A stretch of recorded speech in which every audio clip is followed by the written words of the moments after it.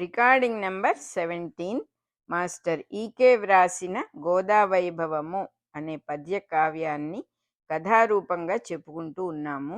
గోద తెల్లవారుజామునే మన్నవరం గుడి వెనుకగా ఉన్న కోనేటికి వెళ్ళి చక్కగా శుచిగా స్నానం చేసి నల్ల కలువ పూలు తీసుకొచ్చి మాల అల్లి మెళ్ళో వేసుకున్న గోదాకన్య అలాగే నిలబడిపోయింది.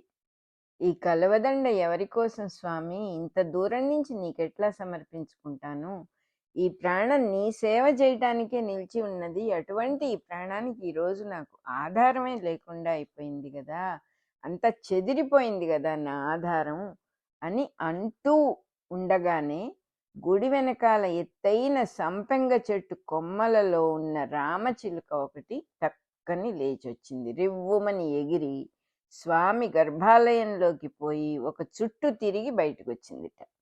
గోదవంకే చూస్తూ అందంగా ఉన్న వంకర ముక్కుని మరింత అందంగా కదిలిస్తూ ఆశ్చర్యకరంగా కృష్ణ కృష్ణ కృష్ణ కృష్ణ కృష్ణ కృష్ణ అంటూనే ఉన్నది ఆ చిలుక. ఈ చిలుక తన పెంపుడు చిలుకే అని గుర్తుపట్టింది గోద. తను ఆ చిలుకకి కృష్ణనామం నేర్పించింది. ఆ చిలుకని పట్టుకోవాలని దాన్ని వెంటబడి పరుగెత్తింది. ఎలా వచ్చింది, ఇంట్లో ఉన్న చిలుక ఇక్కడికి ఎలా వచ్చింది అనుకుంటూ ఉంటే ఆ చిలుక కిలకిల్లాడుతూ మళ్ళీ గర్భగుడిలోకి వెళ్ళిపోయింది. గోద కూడా చిలక వెనకాలే గర్భగుడిలోకి వెళ్ళేటప్పటికీ స్వామికి పొద్దున పూట జరిగేటటువంటి సేవ జరుగుతూ ఉంది. దీపకాంతిలో స్వామి ముఖం ఆవిడ తాపాన్నంతా కూడా ఒక్కసారి చల్లబరిచింది. గోద మనస్సుకు ఒక చక్కని శాంతి కలిగిందిట. ఏమిటి, ఈ కృష్ణుడు తన స్వామియే. కళ్ళు కదిలిచ్చి అతడు నవ్వుతుంటే కనుకొలుకుల్లో కాంతులు తళుక్కుమంటున్నాయిట. నివ్వెరపోయింది గోద. అనుమానంగా మళ్ళీ పరీక్ష చేసి చూసింది. నా కృష్ణుడేనా, ముమ్మూర్తుల నా కృష్ణుడేనా అని చూస్తూ ఉంది. ఇంకా పరీక్షగా చూస్తూ ఉంటే కళ్ళు చేతులు, ఆ కళ్ళు ఆ చేతులు, ఆ చేతుల్లో ఆ మురళి, తల మీద ఉన్న నెమలి పింఛం, శ్రీవత్సం అనే పుట్టుమచ్చ వెలిగిపోతున్న వక్షస్థలం అన్నీ అవే. తన వ్రజగోపాలుడే తన వెంట కదిలి వచ్చాడల్లా ఉంది. తన మనస్సులో పుట్టిన భయమే తప్ప కృష్ణుడు తన వెనుకనే ఉంటాడు కదా, తలచినప్పుడు దర్శనమిస్తాడు కదా అనే జ్ఞానం గోదకి ఒక్కసారిగా స్ఫురించింది. స్వామి నాతోనే ఉంటాడు కదా, నేనెందుకు స్వామిని వదిలి వస్తున్నాననే భావం వచ్చింది అనుకుంటూ స్వామిని మనస్సులో నిలుపుకొని నమస్కారం చేసుకుంది గోదాదేవి. స్వామి పూజ పూర్తి చేసి వైష్ణవ స్వాములందరూ కూడా వెళ్ళిపోయారు. గుళ్ళో స్వామికి చక్కగా పూజలన్నీ అయినాయి. పొద్దున పూట చేసే పూజలన్నీ చేసి వైష్ణవ స్వాములందరూ వెళ్ళిపోయారు. స్వామి ఒంటరిగా ఉన్నాడు. గోద లోపలికి వచ్చింది. వచ్చి తన వక్షాన ఉన్న దండను, తను వేసుకున్న తన మెళ్ళో ఉన్న దండను తీసి స్వామి మెళ్ళో అలంకరించింది. ఆయన బుగ్గలు నిమిరి ఆయన చల్లని చూపులతో పరవశించిపోయింది ఆవిడ. అతన్నే చూస్తూ నిలబడిపోయింది. స్వామి కొంటెగా కళ్ళు అల్లార్చి కనుబొమ్మలు కదిలించి గోద మనసుని ఉల్లాసపరిచాడుట. స్వామి చూపులతో బాటే తూర్పు దిక్కున వెలుగులన్నీ కనబడ్డాయిట. గోదకి ఏది చూసినా స్వామి గుర్తొస్తాడు కాబట్టి తూర్పున సూర్యుడు వెలుగులు చిమ్ముతూ ఉంటే స్వామి చూపులే గుర్తుకొచ్చినాయన్నమాట గోదాదేవికి.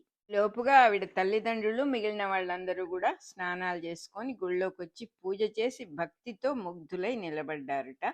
గోదాదేవి తల్లిగారు, మన ఊరి స్వామియే ఇక్కడ కనబడుతున్నాడు, ఈ మన్నవరం గుడిలో కూడా అమ్మాయిలాడే అంటూ భక్తితో ముగ్ధురాలై స్వామికి నమస్కరించిందిట. ఆ రంగనాథుడు శుభంకరుడు. ఆయన నివసించే ఆలయ గోపురం ఆకాశంలో నుంచి వెళ్లాడుతున్నట్టుగా అంత ఎత్తుగా ఉంటుందన్నమాట. ఇట్లాంటి ఆలయాలే కాక అతనికి ఇంకొక విధమైన ఆలయాలు కూడా ఉన్నాయి.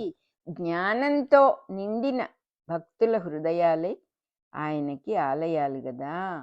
ఇలా అనేక రకాలుగా రంగనాథుణ్ణి స్తుతి చేసుకుంటూ ప్రయాణం ముందుకు జరుగుతోంది. వీళ్ళందరూ భక్తులు కాబట్టి రంగనాథ స్వామి గురించి మాట్లాడుకుంటూ ఉన్నారు. ద్వయమంత్రము అనే మహాసముద్రంలో నుంచి పుట్టిన అలల కాంతులతో అక్కడి నుంచి తూర్పు సముద్ర ద్వీపం ఉదయించి నిలబడుతుందిట. ద్వయము అనే మహామంత్రముట. ఆ మంత్రమే ఒక సముద్రముట. ఆ సముద్రంలో పుట్టిన అలలకి కాంతులుంటాయిట. ఆ కాంతులు వెలుగులు, ఆ వెలుగుల నుంచే తూర్పు సముద్ర ద్వీపం అంటే ఒక ఐలాండ్ నిలబడిందిట అక్కడ. దాని మధ్యలోకి ప్రవేశిస్తూ ఉన్న కొద్దీ కర్పూర వాసనలు వస్తూ ఉంటాయిట. ఆ కర్పూర వాసనలు వెదజల్లుతూ ఉన్న మహానగరంలో తెల్లని పీఠం మీద రంగనాథుడు భద్రాసనం మీద కూర్చొని ఉంటాడు. రంగనాథుడి స్తుతిలో ఇంకా కూడా ఇలా చెప్తూ ఉన్నారు. భ్రూమధ్యంలో మనకందరికీ కూడా 2 కనుబొమ్మల మధ్యలోనూ ఒక స్థిరమైన గోపురం ఉంది అంటున్నారు. ఆ గోపురం లోపల ఎత్తుగా ఉండే సింహద్వారం ఉంటుందిట. ఆ సింహద్వారంలో నుంచి లోపలికి వెళ్తే అక్కడ గరుత్మంతుడు కనపడతాడుట. ఆ గరుత్మంతుడి వీపు మీద లోకంలో ఉన్న వెలుగులన్నీ ముద్దగట్టినట్టుగా ఒక పద్మం ఉంటుందిట. ఆ పద్మం సెంటర్ పాయింట్లో మధ్యలో ఆదిశేషువు చుట్టలు చుట్టుకొని పడుకొని ఉంటాడుట. ఆ చుట్టలు చుట్టుకున్న ఆదిశేషుడి మీద నిద్రపోతూ ఉన్నటువంటి రంగనాథ సాయిని తలుచుకుంటూ స్మరించుకుంటూ ఆయన గురించి భక్తి గీతాలు పాడుకుంటూ ఇదే విషయాలు ఇలా ఉంటుంది. భ్రూమధ్యంలో నువ్వు ఇట్లా ఉంటావు, గరుత్మంతుడి వీపు మీద ఉంటావు, ఇట్లా అంతా పాటలు పాడుకుంటూ అర్థం వచ్చే పాటలు పాడుకుంటూ అలసట మర్చిపోయి ప్రయాణం సాగించారుట. వాళ్ళు రంగనాథ స్వామినే తలుచుకుంటూ ప్రయాణం సాగించారు. విష్ణు చిత్తుల బృందం ప్రయాణమై వెళ్ళినంత మేర ప్రతి గ్రామంలోనూ వేద ఘోషలు, వీళ్ళు వేదాన్ని గట్టిగా చదువుకుంటూ వెళ్తూ ఉన్నారు. భక్తి రసం ఏరులై ప్రవహించింది. వీళ్ళు చదవటం విన్న వాళ్ళందరూ కూడా ఊళ్ళో వాళ్ళు ఒక్కొక్కళ్ళు కొంత కొంత దూరం వీళ్ళతో పాటు పొలిమేరల దాకా రావటం, ఊళ్ళకు ఊళ్ళే భక్తి రసంలో మునిగి తేలుతూ ఉన్నట్టుగా అయిపోయిందిట. ఆ కృష్ణుడి పాటలు, ఆ మురళిగానాలు, ఆ ముచ్చట్లు వింటూ వింటూ అందరూ పరవశులైపోతూ ఉన్నారు. ఆ దోవలో ఉన్న చెట్లన్నీ కూడా విపరీతమైనటువంటి పరవశత్వం పొందినట్లుగా అనిపించిందిట. ఆ చెట్లకున్న పూలు తలలు ఊపుతూ ఆ పూలు ఆనందిస్తున్నట్టుగా, ఆ తీయని గాన మాధుర్యంలో మునిగిపోయినట్టు, తేలియాడుతున్నట్టు, ఆ మొత్తం కృష్ణమయం అయిపోయింది అని అనిపించిందిట చూసే వాళ్ళందరికీ కూడా. పున్నాగ, కరవీర, పారిజాత వృక్షాలు ఇవన్నీ కూడా బారులు తీర్చి ఉంటే కృష్ణనామం గిరా గిరా గిరా గింగుర్లు తిరుగుతూ మొత్తం అంతా ప్రతిధ్వనిస్తూ ఉన్నట్టుగా విష్ణు చిత్తుల ప్రయాణం అలా సాగుతూ ఉందిట. రంగనాథుడి గాన మాధురి వాళ్ళు మాట్లాడుకుంటూ, వాళ్ళ పాటలు పాడుకుంటూ, ఆ రంగనాథుడిని స్తుతి చేసుకుంటూ వెళ్తూ ఉంటే ఎంతో పరవశించిపోతూ ఉన్నారుట. ఆవులు మేతమయ్యటం మానేసి అలాగే నిలబడిపోయాయిట. వాటికి కూడా భావస్ఫూర్తి కలిగినట్టుంది. అది కృష్ణ భక్తి రసమయమైపోయి లీనమైపోయింది ఆ కృష్ణ భక్తి జంతువుల్లో కూడా, ఆవుల్లో కూడా అంటున్నారు.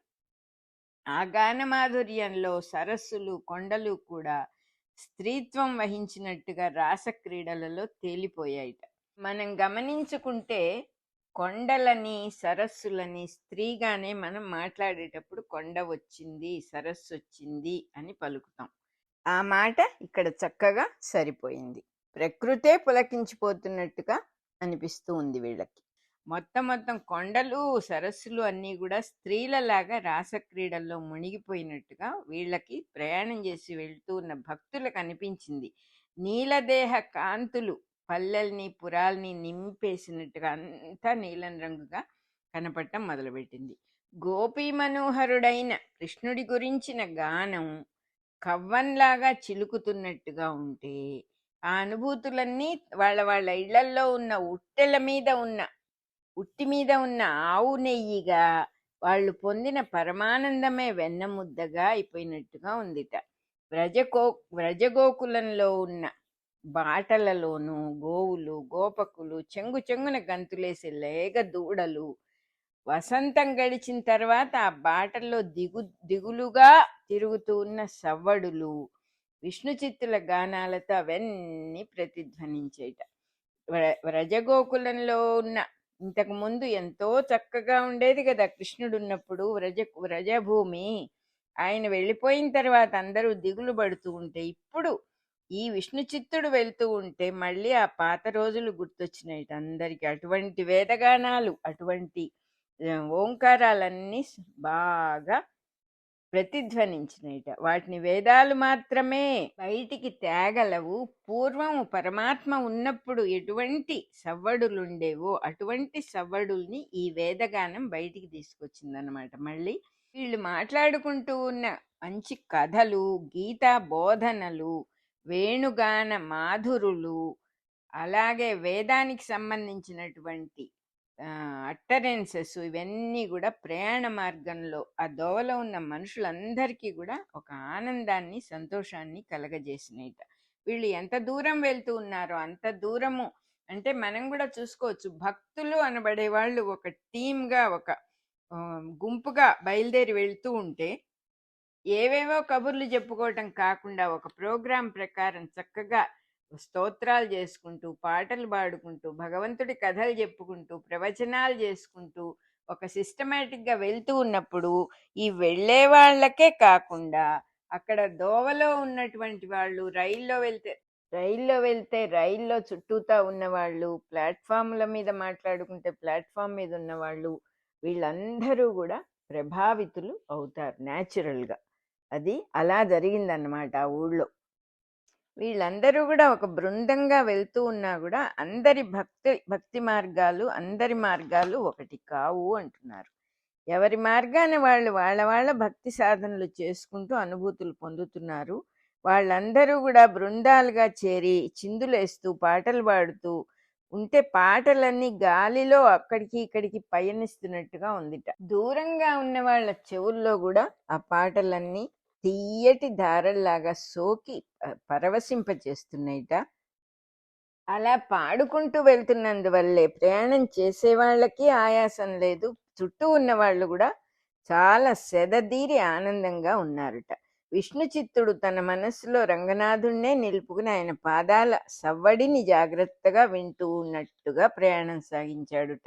శ్రీరంగంలో ఉన్న దివ్య దుందుభుల మోతలన్నీ అతని మనస్సులో వినపడి ఆహ్లాదాన్ని కలిగించినాయి. అంటే మనమే ధ్యాసలో ఉంటే అవే వినపడతాయి కదా. దాంతో ప్రయాణం మరింత తొందరగా సాగిందిట. క్రమంగా రంగనాథుడి దివ్యసీమ అయినటువంటి శ్రీరంగం చేరుకున్నారు. చిట్ట చివరికి ఆకాశం నుంచి దిగజారి పడిపోతుందా అన్నట్టుగా వరుసగా గోపుర కలశాలన్నీ అందం చిమ్ముతూ ఉన్నాయిట. రంగనాథుడి గోపురపు చివరి అంచులు కళ్ళకి విందు చేస్తూ ఉన్నాయిట. ఆదిశేషుడు చుట్టలు చుట్టుకొని వంకరలు తిరిగి ఉన్నట్టుగా కావేరీ నది మెరిసిపోతూ ఉన్నదిట.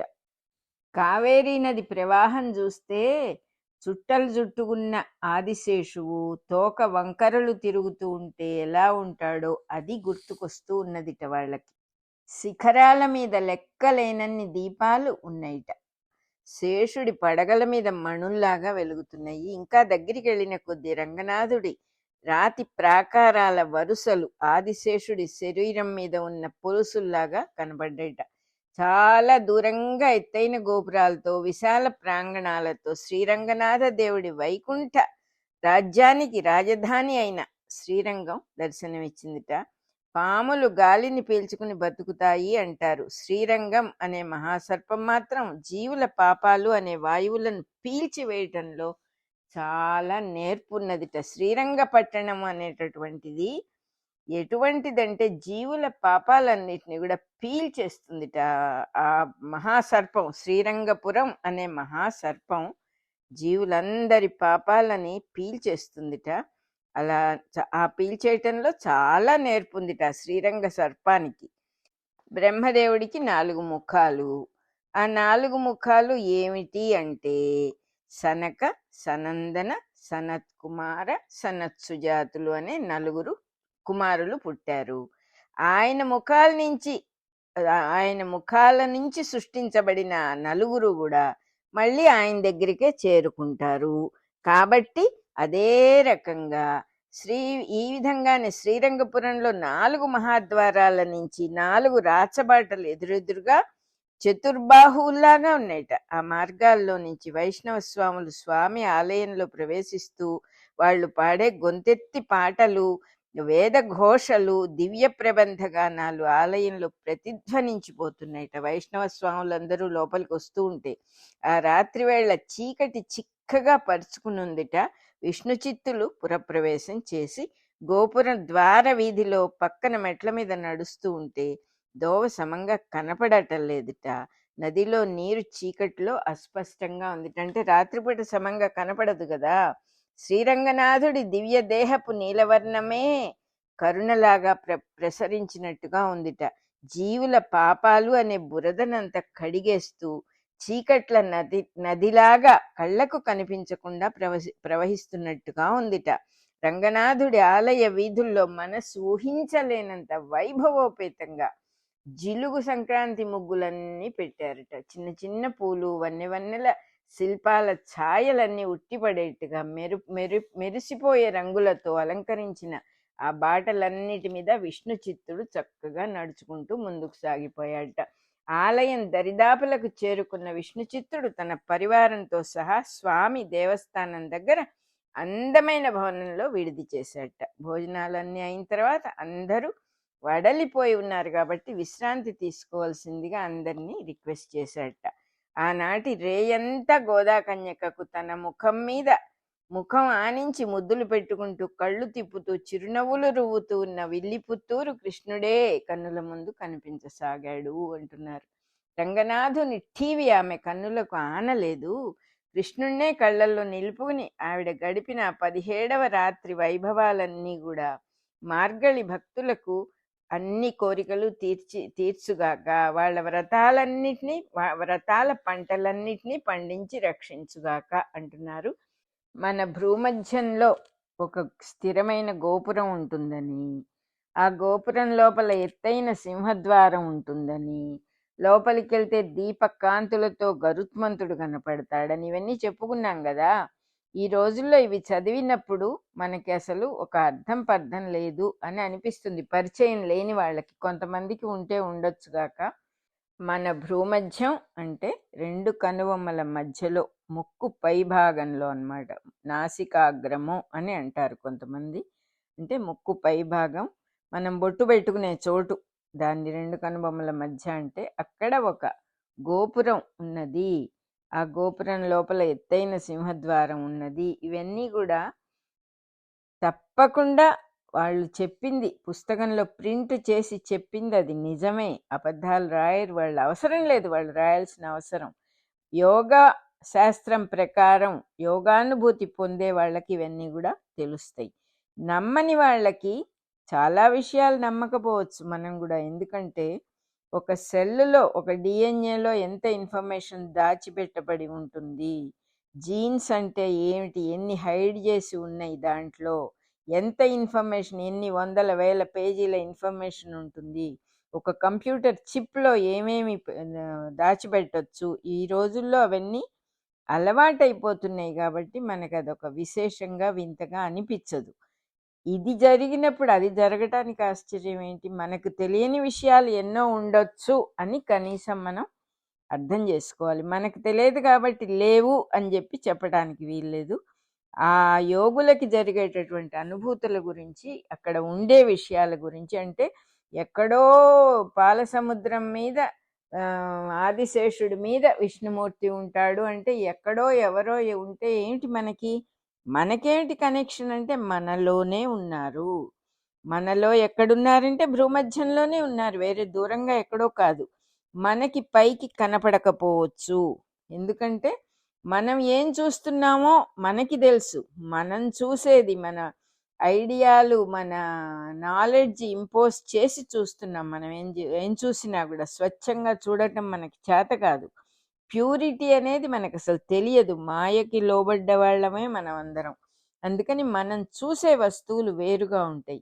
ఇవన్నీ చూసిన వాళ్లే రాశారు, చూడని వాళ్ళు ఎవరు ఇవి రాయలేరు, రాయాల్సిన అవసరం కూడా లేదు వాళ్ళకి. మనమేమీ మెచ్చుకోక్కర్లేదు వాళ్ళని. దే డోంట్ నీడ్ అవర్ ఉభేష్ అని మనం అనక్కర్లేదు.